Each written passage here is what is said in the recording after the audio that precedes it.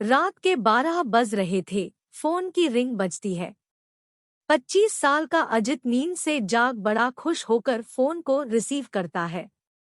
खुश इसलिए होता है क्योंकि उसकी नई नई गर्लफ्रेंड बिना टाइम देखे कभी भी उसको फोन कर देती है। फोन की दूसरी तरफ से आवाज आती है, जन्मदिन मुबारक हो बेटा। आज मेरा बेटा पूरे 26 साल का हो गया है। मैं बहुत खुश हूँ।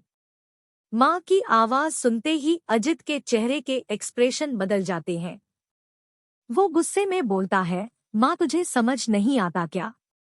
इतनी सी बात के लिए मेरी नींद खराब कर दी। यह बात तो तू मुझे सुबह भी बोल सकती थी। इतना कहकर वह फोन काट देता। थोड़ी देर बाद फिर से फोन की रिंग बजती है। अजित फिर से फोन उठाता है और इस बार फोन पर पापा होते हैं। अजित इस बार आराम से बात करता है।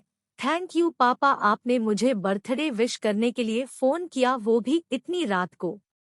पापा कहते हैं, नहीं बेटा, मैंने तुम्हें मुबारकबाद देने के लिए नहीं बल्कि ये बताने के लिए फोन किया है कि तुम्हारी माँ बिल्कुल पागल है। वो इतनी पागल है कि पिछले 1 महीने से मुझे हर दिन तेरा बर्थडे याद दिलाते आ रही है। वो इतनी पागल है कि तू हमसे सैकड़ों किलोमीटर दूर है, फिर भी उसने यहाँ पर खुद अपने हाथों से तेरे लिए केक बनाया है। ऊपर से ये जिद कर बैठी है कि जब तक तुझे विश नहीं कर देती तब तक न खुद खाना खाएगी ना मुझे खाने देगी। अजित सब ध्यान से सुन रहा था और उसे ये महसूस भी हो रहा था कि उसने अपनी माँ को फॉर ग्रांटेड ले लिया था। वो बोला, नहीं पापा, माँ बिल्कुल पागल नहीं है। पापा कहते हैं, नहीं बेटा, तू अपनी माँ के पागलपन को नहीं जानता, मैं जानता हूँ।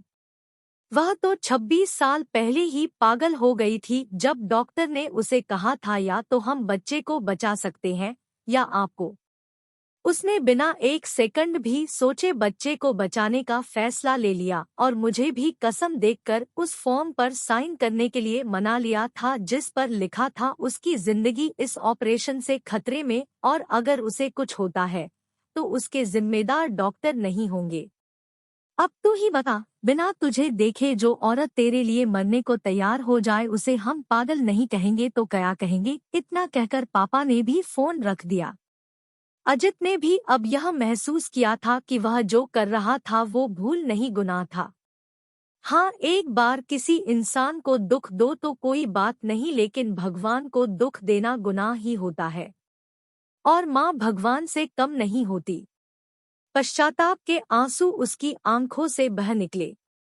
सवेरा होते ही अजित अपने घर की ओर रवाना हो गया अपने माँ बाप से माफी मांगने के लिए। घर पहुंचते ही उसने पहले माँ से माफी मांगी जिसने उसे गले से लगा लिया। फिर वह अपने पापा से माफी मांगने लगा। पापा ने कहा, कोई बात नहीं बेटा, जा तू वापस चला जा।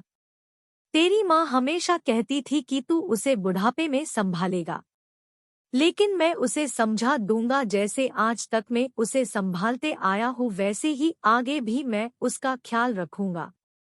उसे भी यह समझ लेना चाहिए जो बेटा उसके एक फोन करने से परेशान हो जाए वह उसे उम्र भर क्या संभालेगा। बाप की ऐसी कड़वी बातें सुन अजित की आंखें बहने लगी। वो सर झुकाए अपने बाप के सामने चुपचाप खड़ा रहा। अपने बेटे को परेशान देख माँ आगे आती है और पापा को कहती है, जाने दीजिए, माफ कर दीजिए, हमारा ही बेटा है। माँ की ममता का मोल ना कोई लगा पाया था ना कोई लगा पाएगा। 9 महीने प्रसव की पीड़ा सहन करके हमें नई जिंदगी, नई दुनिया में लाने वाले माँ ही हमारी हर गलती को माफ कर सकती है।